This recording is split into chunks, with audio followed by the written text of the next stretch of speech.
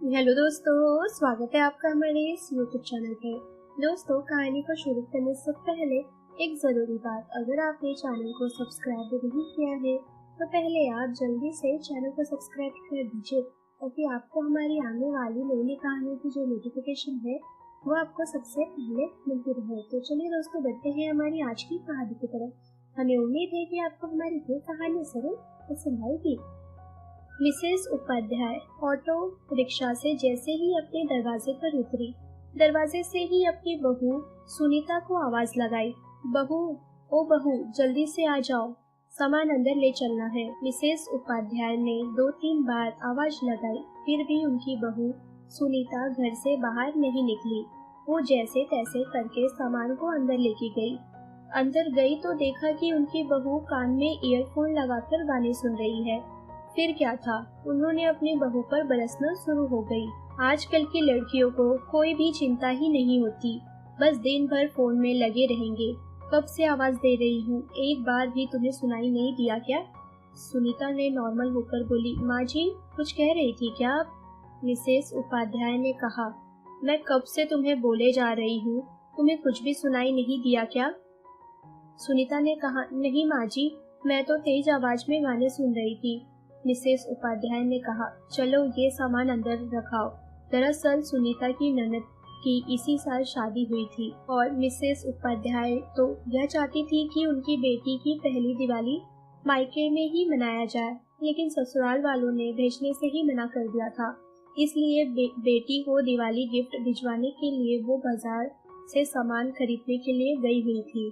फिर शाम को ऑफिस से घर जब मिसेस उपाध्याय का बेटा गौरव घर आया, सब साथ में बैठकर चाय पी रहे थे। तभी मिसेस उपाध्याय ने अपने बेटे से कहा, गौरव, इस रविवार को सुबह सुबह ही अपनी बहन को यह दिवाली गिफ्ट्स और मिठाइयाँ तुम दे आना। गौरव ने कहा, हाँ। उसने हाँ में सिर हिला दिया। दिवाली आने में अब सिर्फ 4 दिन ही रह गए थे। मिसेस उपाध्याय और उनकी बहू बैठकर टीवी देख रही थी। तभी मिसेस उपाध्याय ने अपनी बहू से कहा, बहू, इस साल भी तुम्हारे मायके से दिवाली पर कुछ नहीं आएगा क्या?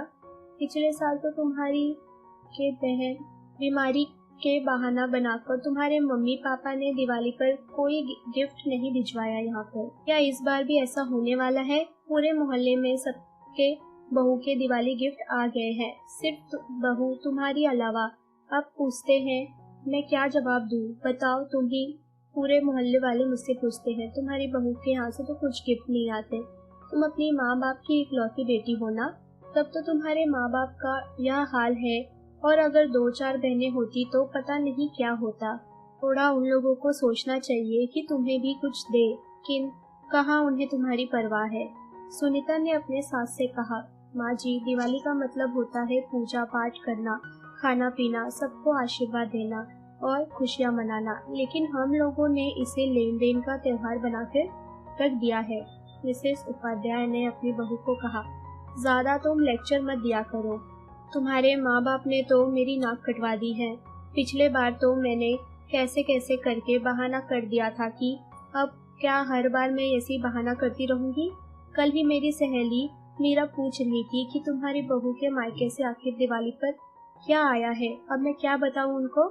सुनीता क्या कहती? सुनीता को पहले से ही पता था कि माँ ने फोन करके बोला था कि बेटी, इस बार भी हम दिवाली गिफ्ट्स तुम्हारे घर तक नहीं पहुँचा पाएंगे, क्योंकि तुम्हारे भाई को भी छुट्टी नहीं है और तुम्हारे पापा को पता ही है ना कि अब वह बीमार रहते हैं और कहीं आ जा नहीं सकते हैं, इसलिए इस बार भी तुम्हें हम कुछ नहीं दे पाएंगे। तुम्हारा भाई दामाजी के अकाउंट में पैसे ट्रांसफर कर देगा तो तुम अपने पसंद से चीजें खरीद लेना। सुनीता ने अपनी सास से यह सब बता दिया कि गौरव के अकाउंट में भैया पैसे ट्रांसफर कर देंगे। मिसेस उपाध्याय ने कहा, कब करेंगे? जब दिवाली बीत जाएगा तब करेंगे क्या? अभी भी पैसे नहीं भेजे तुम्हारे भैया ने। सुनीता शाम का खाना बना रही थी और मन ही मन वो सोच रही थी कि लोग बहू को दहेज देने वाली मशीन क्यों समझ लेते हैं। रात में बिस्तर पर सुनीता और उसका पति गौरव लेटे हुए थे। आज सुनीता कुछ बोल नहीं रही थी। गौरव ने पूछा, क्या हुआ सुनीता, आज इतना तुम उदास क्यों हो? आखिर क्या बात है, बताओ मुझे। अब क्या अपने भाई से पैसे ट्रांसफर करने के लिए बोलूं? दिवाली के लिए पैसे ट्रांसफर करेगा तो ठीक है, वरना मैं थोड़ी कर सकती हूँ। गौरव ने कहा, तुम मम्मी की बातों को दिल पर मत लिया करो, मत लगाया करो दिल पर। वह तो बस कहती ही रहती है, तुम खुश रहा करो बस। सुनीता ने कहा, कोई कैसे खुश हो सकता है बताओ मुझे? दिन भर कोई ताने मारते रहेगा तो कोई कैसे खुश होगा? इसलिए मुझे बहुत टेंशन हो रही है कि आखिर इस बार मैं क्या करूं। अगले दिन शाम को गौरव जब ऑफिस से घर आया, चाय पीने के बाद उसकी माँ ने कहा, गौरव तुम्हारे अकाउंट में सुनीता के भाई ने पैसे ट्रांसफर किए हैं क्या? बता रही थी कि दिवाली के लिए उसका भाई पैसे ट्रांसफर करने वाला है, ले क्या तुम्हें पैसे?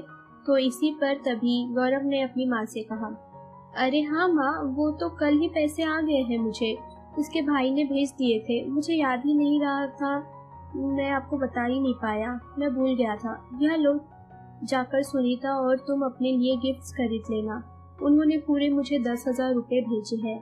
गौरव ड्राइंग रूम से उठकर जैसे ही अपने कमरे में गया, सुनीता पीछे से कमरे में गई, क्योंकि सुनीता जानती थी कि मेरे भाई ने पैसे नहीं भेजे हैं। सुनीता गौरव से बोली, गौरव तुमने झूठ बोला ना कि पैसे तुम्हारे अकाउंट में आ गए हैं, क्योंकि शाम को ही मेरी बात भैया से हो गई थी, उन्होंने बोला था कि आज रात में वह पैसा ट्रांसफर करेंगे, फिर तुमने माँ जी से ऐसा क्यों कहा?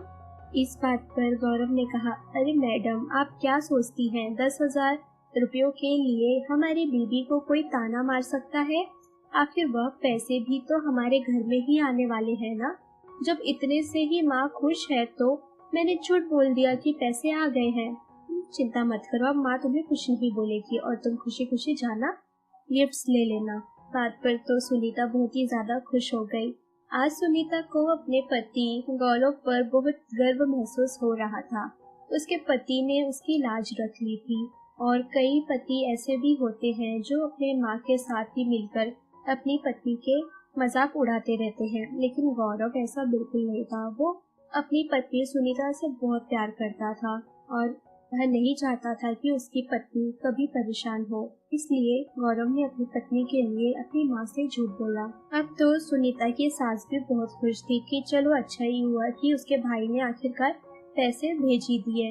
अब दोनों सुनीता और मिसेस उपाध्याय दोनों ही मार्केट जाकर शॉपिंग करके दिवाली के लिए नए नए गिफ्ट्स और मिठाइयाँ वो लेके आए, और जैसे ही दिवाली आई, दिवाली के दिन उन्होंने खूब एंजॉय किया।